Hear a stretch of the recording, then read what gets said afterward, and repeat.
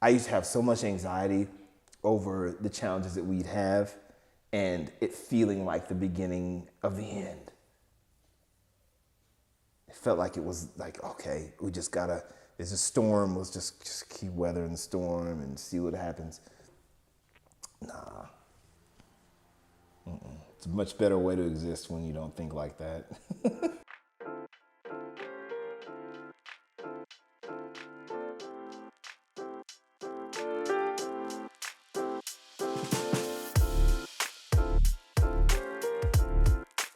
Speaking of some of the changes that's been happening a lot, which I'm sure a lot of you guys out there have been noticing, there's been a huge shift in our political space, our racial space. Yeah, like all of those things have changed so much. And you and I have had conversations, and I'm bringing some of you guys into these very private conversations, but these conversations about like being a Black business owner, things that happen with that. And like, I have literally seen, some of the comments when you announce like, this is a Black business. Black-owned business. Yeah, and then folks will comment and say some really rude things about like, well, your family's biracial, like you say that you're this and you're that and you're Black owned, but like all that stuff your way. And it's like, is this because of the climate that we live in, or have people always felt like that? And that's so crazy that you would experience that. That's a very, very wide topic. And I know if we start talking about it, we're just going to chip away a little bit. To answer your question, or just address one of the things you said, I think it's been there for a long time, but it has been inflamed by the last 4 years, the last 6 years. So along with being woke and being Black comes the occurrence of sharing one's stories and one's feelings that we've always pretty much expected to suppress.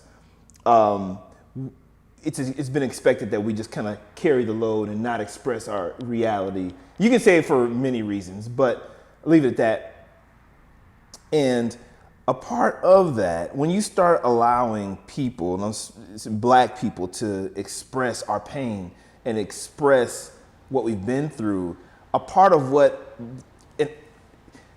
first of all, I don't speak for Black women or all Black people. I can't, but what I feel has been there when it comes to Black men dating outside of their race is a certain pain that sometimes makes Black women feel like, offended because it's not, why am I not good enough, or your people aren't good enough for you, as if like we think lower of Black women. And so you mentioned it's rude. I think it depends on how that person goes about it.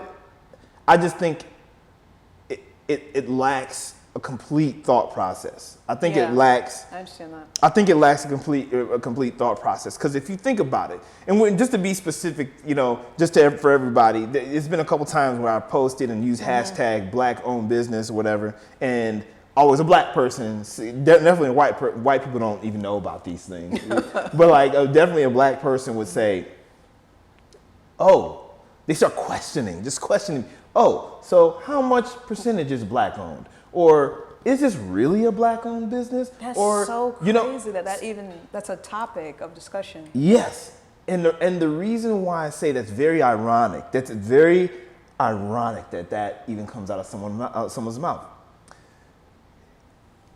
If you were a white person, you would never be judged based on your whiteness, like how white you are. You don't see someone from Patagonia post something and then other people saying, tell me how much rock climbing you do. Ooh. Or tell me how much of that the coffee shop do you go to? Like how white is this? Ooh. You don't have that. That's something that's very specific to Black people in the Black community.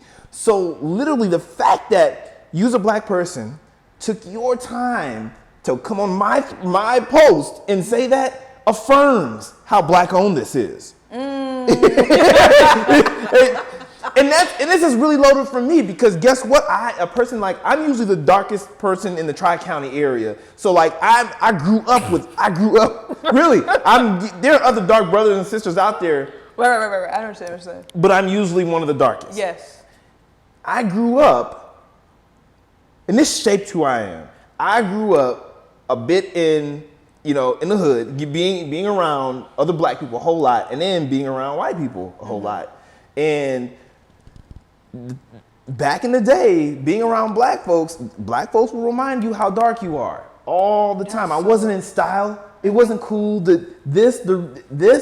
I just grew my hair. I didn't get dreads. I got angry one day in 2017 and stopped combing my hair. This would never be accepted. This would never be accepted. And back in the day, also, I went to Kent State, and it's funny to hear and see black people comment, and this doesn't happen all the time, but it happens sometimes. And I'm sure there's a lot more black people who are silently watching and thinking that, and that's fine. But back in the day, like, it's just like I wasn't in style. Like, it wasn't cool to be this. To really sift through all this, you gotta first understand why there's a designation as black-owned businesses. The reason why is because there's a unique set of challenges that you go through as a black person who happens to own a small business, because of your skin. And honestly, when I saw the comments, plus all the Black Lives Matter thing that's going on, even all the way up to this point, it's just like that's interesting that that's a topic, because I would have never thought it would have came up because there's so many other things to be talked about. But it's like, now that we're here, it should be talked about. Yeah, and it depends on how serious you want to get. If you want to get serious about like where that came from, if you do studies, if someone were to conduct a study, you'll find that comes directly from slavery. So black people in America, due to the things we went through, when you go through that stuff, it doesn't, and I'm talking about dehumanization. I'm talking about not just like, we're in chains, like everything that came with it.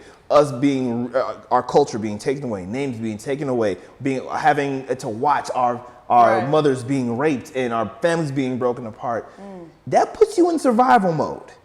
So that puts you in survival mode. But the systems that were put into place kept us in survival mode. So I found that we don't do a really good job of, and we're fixing it now, but like we've never really done a great job of going out and finding each other and lifting each other up as we're climbing. You know what I mean? Yeah. We don't do it. We often around the table, like maybe, Thanksgiving or just in family gatherings, black people, when it comes to race, some of the things we talk about is like, Jewish people, they got it together. They help each other out. Chinese folks, they own these stores in the hood and everything. What's stopping us from doing it? It's the nurture, how we've been nurtured. And you can take that and say, well, look at how a lot of white people feel in the United States. They've also, because of how it all went down, they've also been nurtured just in a different way. They've been nurtured to like fear black people. But as like a minority business owner, what have you been experiencing now? Like, has anything come up, that affects you as a minority business owner? Like anything in particular? The weird part about that is it's first of all, I'll preface it like this. It's so life being as a black person, and I'll say from a black man's perspective, things happen so much. It's normal, so you don't notice. So I'm going to say that like I haven't noticed anything like over the last, several months. I know that like during my time at Verizon, that was an interesting thing. My world outside of Verizon was terribly different than my world inside. Outside, constant success, nothing but success. Being asked to go into schools, being asked to come speak in Vegas, come speak in LA, come speak in Detroit, and do all these great things, and being lifted up. But like for the same person being almost criminalized for doing those things, like in a corporation. Right. And while at the same time I knew that like if I were a white person, they'd be lifted. And I've seen them lift white people up you know, in that organization and in different organizations, but in my specific situation, I've seen, you know, white folks been lifted up for the things that they're doing outside. Like it's really ironic. I remember sitting in a meeting and someone was being praised for, it was a girl, a young white lady being praised for her volunteer efforts. When I'm like straight volunteering all the time in the school. Oh, so they never recognized when you were like going to school? But it's not even about I don't give a care about right. You don't have to recognize me. Don't just don't try to criminalize it. So like when I'm saying that, I mean what would happen with in my situation is if anything were going subpar in my job, you know, and it usually was like, oh, your team members are saying this. It was always brought back to, well, maybe you're distracted outside of work. It's that microaggressive shit I've had that happen to me too. Like, did I say I had an issue? Have I come to you to say that I had an issue? Right. Do I look sleepy? No, I don't look sleepy. Am I here on time? Yeah, I'm here early. Do I leave late? Probably later than everybody. But you're finding a reason. You're creating a reason off of false pretense. It's just like, it's crazy. That's why and I tell people too, like, do not accept people that are inside of your job on your social media networks, because they will find something to gaze at, to look at, and I'm like, stay out of my business until either I'm gone from here or whatever. You know what I mean? Because it's not. They'll try to make up an excuse, and for me, I'm like, there's telling you, I learned that quick. I had people were like, "Oh, it's cool, Wesley, what you doing with it?" But then, like, you know, when I took vacation to go do some extra work somewhere, I always came back and there was an investigation. For 3 years, there was an investigation every time I went on vacation and came. Yes, I was every time I went. Why would they investigate you? You're working. So what you do with your money is what you do with your money. It was always race related. It was real interesting how it happened. For instance. Once somebody touched my hair, one of my incumbents touched my hair, and I was like, "Hey, man, you can't do that." Like, why? And he goes to touch it. I was like, "No, like, dude, you just can't touch black people's hair like that." And like things like that would happen often. And that's when I realized after getting these investigations, those are the things they were bringing up. Wow. And but how they were saying, they were like, "Well, you're talking about race. You can't talk about race." And that was like my experience. And it was funny. That was before the woke period. That was like years ago. So you got to understand how frustrated I was having gone through that. And then a year or two later, we're going to celebrate your blackness. We're going to celebrate your Good job. Like, just turn it off. You know, you turn it off. You don't have to celebrate anything. Just leave me alone. So lastly, I just want you to know there are still people out here that think you're crazy for giving up that $200,000 from LeBron. I mean the Cleveland Hustle. Cleveland Hustles. Okay.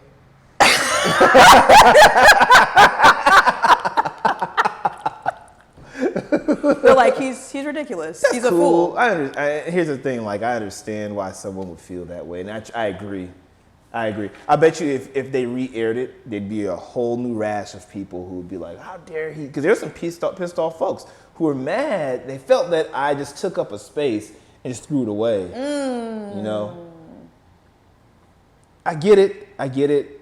But this is a marathon. This is a game of chess. And sometimes the kill move doesn't seem as if it's a kill move right now. You have to be able to go with your gut. You got to go with your gut. And it was a gut move. I'll tell you right now, it wouldn't have been a gut. I would have made the same decision, but it wouldn't have been a gut move. It would have been doesn't make sense. The numbers don't make sense. The market reach doesn't make sense. What the strategy we have in place doesn't line up to making these numbers work. Yeah. That's where I would, if you gave me another chance to, like, right now, that's how I'd be talking. I remember something that I read recently. It was an entrepreneur, very successful entrepreneur who's a woman. And she said things started changing for her when she began to adjust how she thought about challenges. She said, I used to think challenges were the beginning of the end. But things started changing for me when I shifted my thinking and instead thought challenges were the beginning of the resolution. And I started thinking like,